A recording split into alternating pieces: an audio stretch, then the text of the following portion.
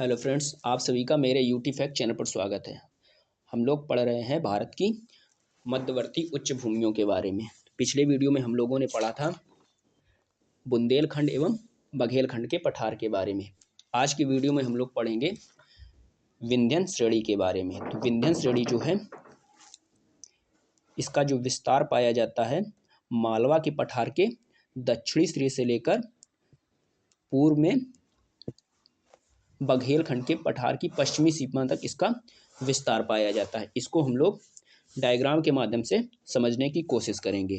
तो पहले हम लोग भारत का मैप बनाएंगे। तो भारत का जब मैप बनाएंगे तो भारत के मैप में विंध्य श्रेणी की जो अवस्थिति पाई जाती है, ये पाई जाती है मालवा के पठार के दक्षिणी सिरे से लेकर बुंदेलखंड के या बघेलखंड का जो पठार है उसके पश्चिमी सिरे तक इसका विस्तार पाया जाता है। तो इसको साथ साथ लिखते भी चलते हैं।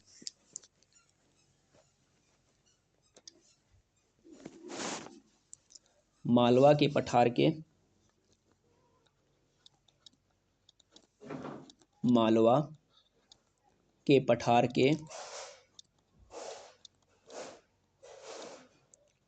मालवा को जो पठार है उसके दक्षिणी सिरे से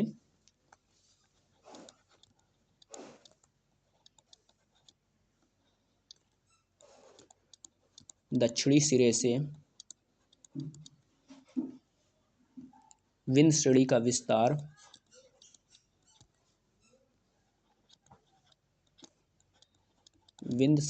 विस्तार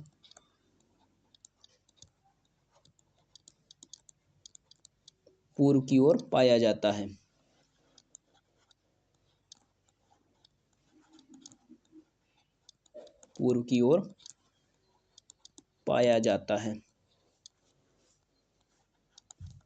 तो विंध्य श्रेणी जो है यह एक जल विभाजक के रूप में भी कार्य करती है।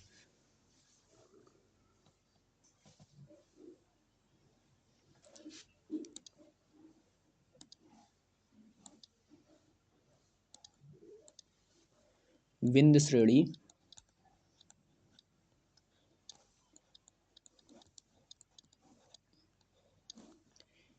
एक जल विभाजक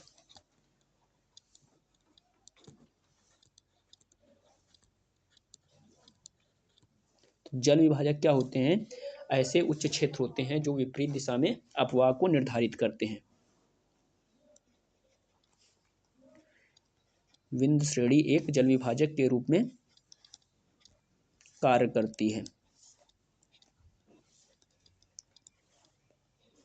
नोट डालते हैं। नोट डालकर जल विभाजक के बारे में जानते हैं।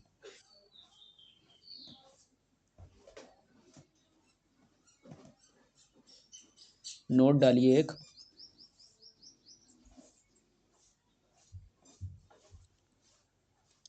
नोट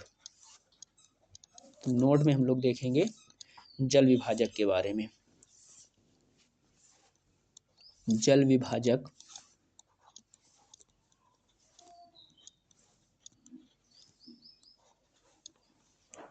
एक ऐसी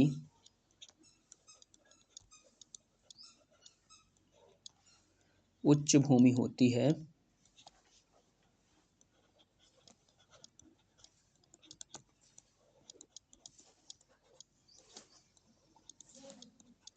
जो विपरीत दिशा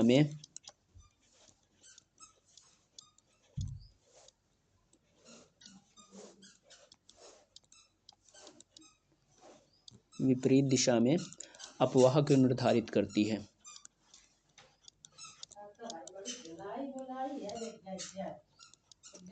अपवाह को निर्धारित करती है।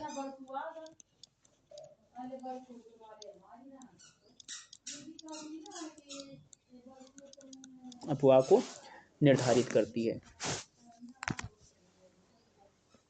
अब हम लोग देखते हैं फिर से विंध्य श्रेणी के बारे में। तो विंध्य श्रेणी जो है एक जल विभाजक के रूप में कार्य करती है। साथ ही जो विंध्य श्रेणी है यह कई श्रेणियों में पाई जाती है। जैसे पूर्व की ओर इसका विस्तार जो है कैमूर और भंडेर श्रेणी के रूप में पाया जाता है। पूर्व की ओर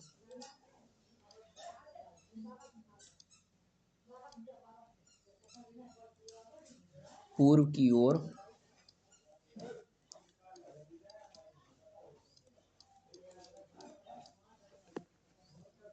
विंध्य श्रेणी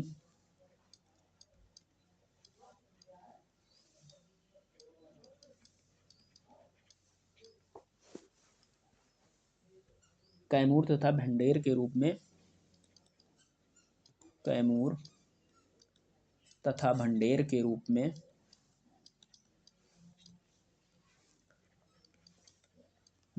रूप में विस्तारित है।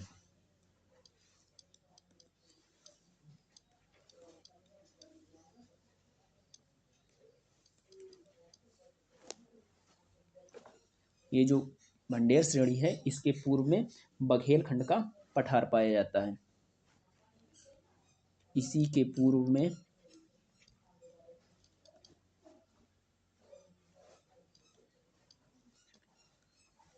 विंध्यन श्रेणी है इसके पूर्व में बघेल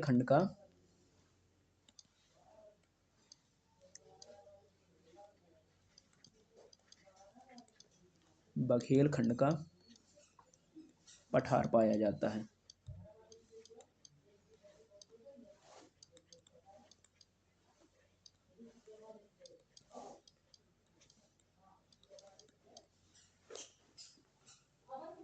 विंध्य श्रेणी जो है इसके दक्षिण में नर्मदा नदी की घाटी पाई जाती है।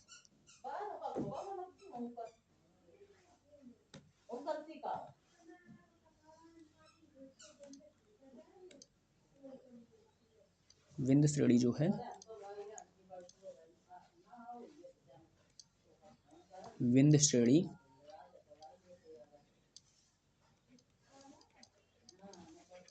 के दक्षिण में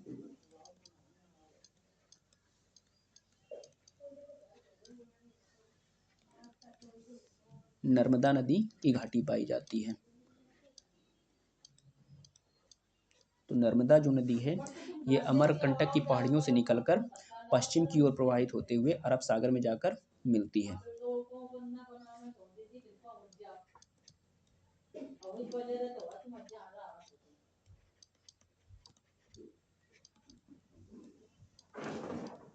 तो ये हो गया विंध्य श्रेणी के बारे में।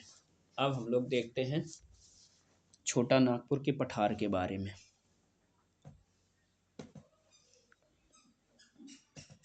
हेडिंग डालिए छोटा नागपुर का पठार। छोटा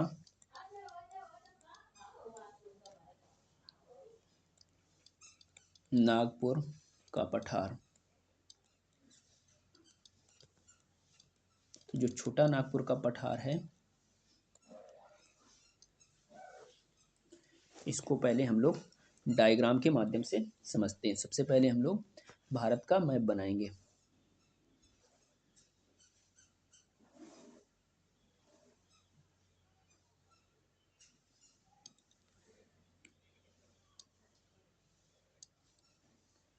ये है छोटा नागपुर का पठार। तो छोटा नागपुर का जो पठार है यहाँ से कई नदियाँ उद्गमित होती हैं जिसमें चारों दिशाओं से नदियाँ निकलती हैं। तो यहीं से सोन नदी, नर्मदा और महानदी जैसी कई महत्वपूर्ण नदियाँ छोटा नागपुर वाले पठार से क्षेत्र से ही उद्गमित होती हैं।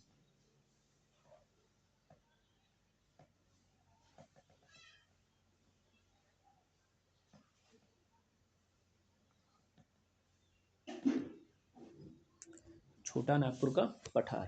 तो ये जो पठार है इसका विस्तार कई राज्यों में पाया जाता है। जैसे पश्चिम बंगाल का जो पुरुलिया जिला है वहाँ से लेकर झारखंड के पलामू, धनबाद, हजारीबाग तथा सल्तान परगना जो जिले हैं तो यहाँ पर इस पठार का विस्तार पाया जाता है।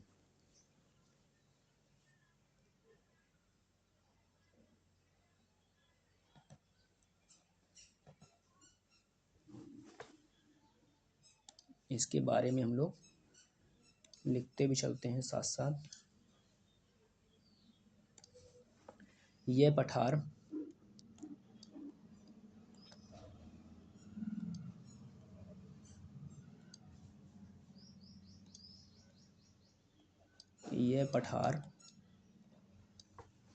पश्चिम बंगाल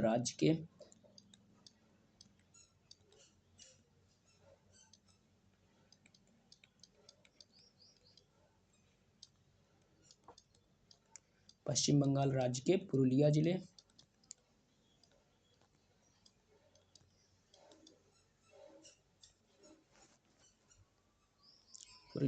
तथा झारखंड के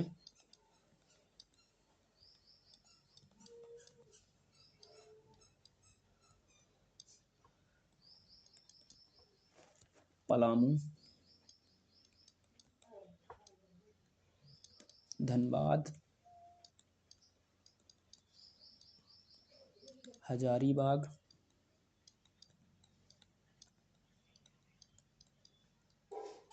साथ ही साथ रांची वाला क्षेत्र भी छोटा नागपुर पठार के अंतर्गत आता है तथा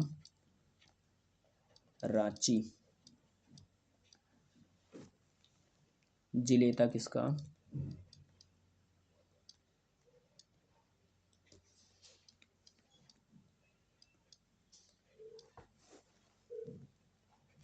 विस्तार पाया जाता है।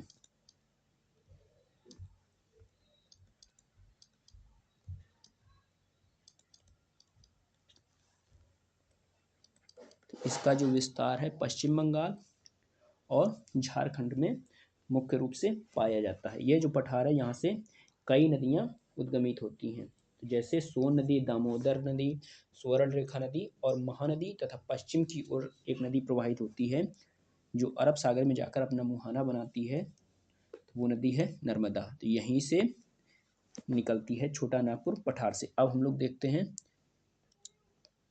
छोटा नागपुर पठार से निकलने वाली नदियाँ, तो उसको भी हम लोग डायग्राम के माध्यम से पहले समझेंगे।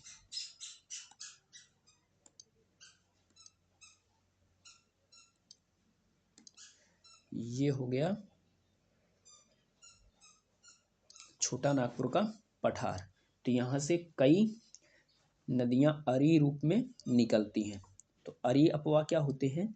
एक ऐसी उच्च भूमि जहाँ से चारों दिशाओं में नदियाँ प्रवाहित होती हैं या निकलती हैं, तो उसे कहा जाता है अरी अपवाह। तो छोटा नागपुर का जो पठार है वो एक प्रकार से अरी अपवाह प्रतिरूप का ही उदाहरण है। तो यहाँ से मुख्य रूप से जो नदियाँ निकलती हैं उसमें सोन नदी निकलती है। सोन नदी ये गंगा की सहायक नदी है। इसी प्रकार से दामोदर नदी का यहीं से उद्गम होता है। तो दामोदर जो नदी है ये हुगली नदी की सहायक नदी है।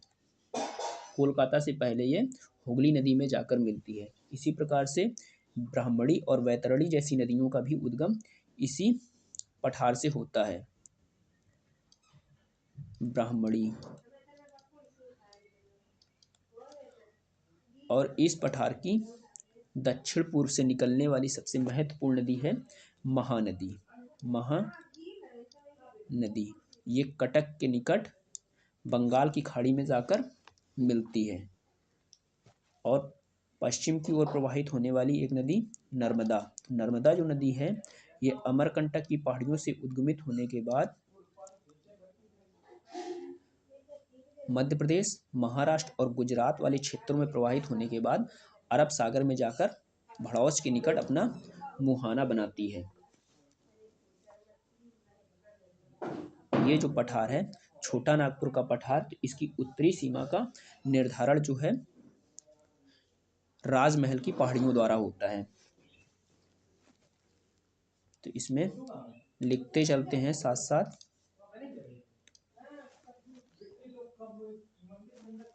इस पठार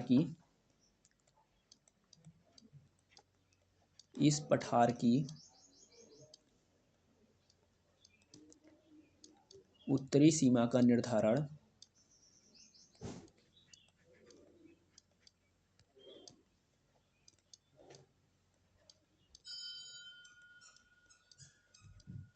उत्तरी सीमा का निर्धारण राजमहल की पहाड़ियों द्वारा होता है।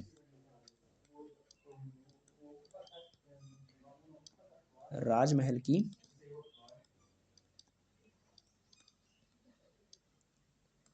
पहाड़ियों द्वारा होता है।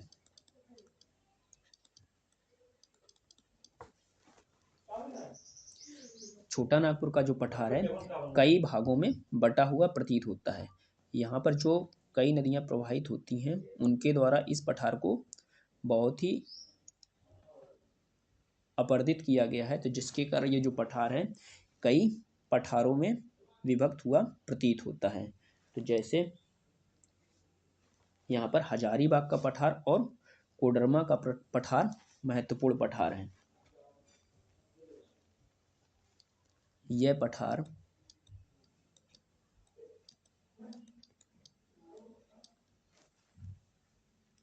कई भागों में बटा हुआ है।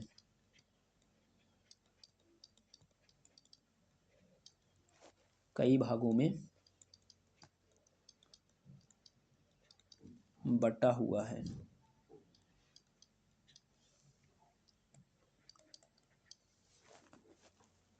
जो दामोदर नदी है, तो दामोदर नदी के उत्तर में अनेक पठार एवं पहाड़ियों का समूह पाया जाता है। दामोदर नदी के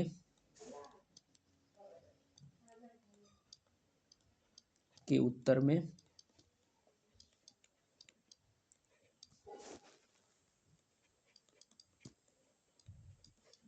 कई पठारों एवं पहाड़ियों का समूह पाया जाता है।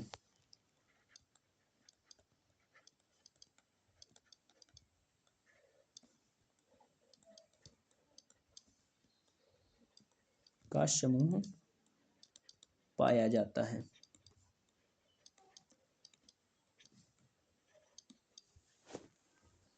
जैसे हजारीबाग का पठार और कोडरमा के पठार महत्वपूर्ण पठार हैं।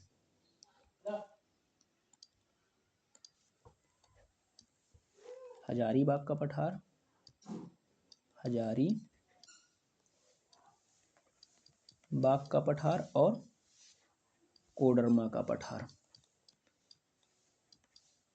कोडरमा का पठार।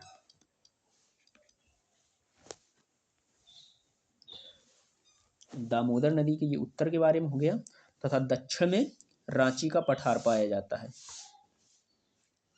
दामोदर नदी के दक्षिण में रांची का पठार पाया जाता है। तो इसको भी नोट डाउन करते चलते हैं। दामोदर नदी के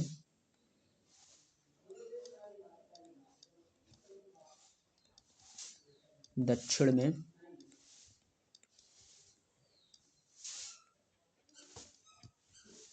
रांची का पठार,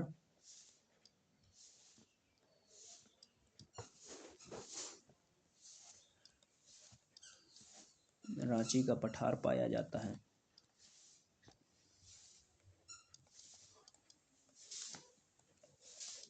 रांची का जो पठार है ये दामोदर नदी के दक्षिण में पाया जाता है। छोटा नागपुर का जो पठार है भारत का सबसे महत्वपूर्ण खनिज संसाधन वाला क्षेत्र है। तो यहीं पर भारत के जो लौह खनिज से संबंधित जितने भी उद्योग हैं इसी क्षेत्र में विकसित हुए हैं। छोटा नागपुर का पठार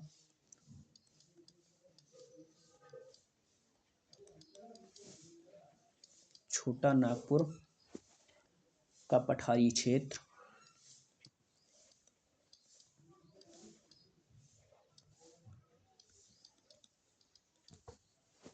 खनिज संसाधनों की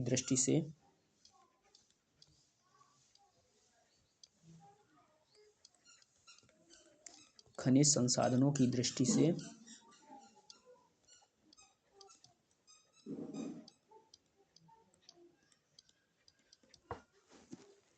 अत्यधिक समृद्ध क्षेत्र है।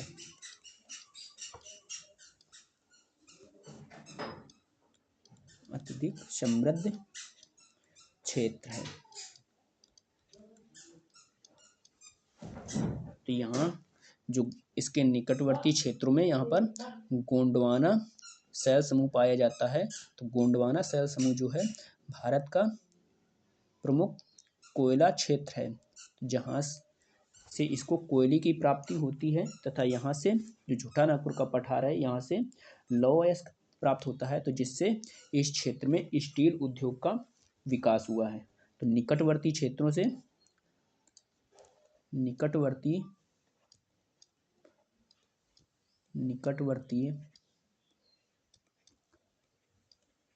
क्षेत्रों से कोयले की प्राप्ति, कोयला जो प्राप्त होता है ये मुख्यतः गोंडवाना शैल से प्राप्त किया जाता है, तो इसी के निकट ही अवस्थित है। साथ ही साथ छोटा नागपुर का जो पठार है ये धात्विक खनिज के लिए जाना जाता है। तो यहाँ पर लौह अयस्क पर्याप्त मात्रा में मिलता है, लौह अयस्क। तो इन दोनों चीज़ों की अवस्थिति होने के कारण तो यहाँ पर क्या होता है, स्टील उद्योग का विकास होता है। स्टील उद्योग, ये हो गया छोटा नागपुर के पठार के बारे में। तो इस वीडियो में हम लोगों ने विंध्यन श्रेणी और छोटा नागपुर के पठार के बारे में पढ़ा।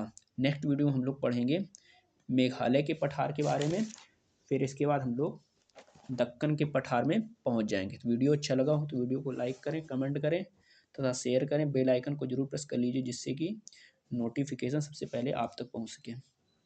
आप सभी का बहुत बहुत धन्यवाद।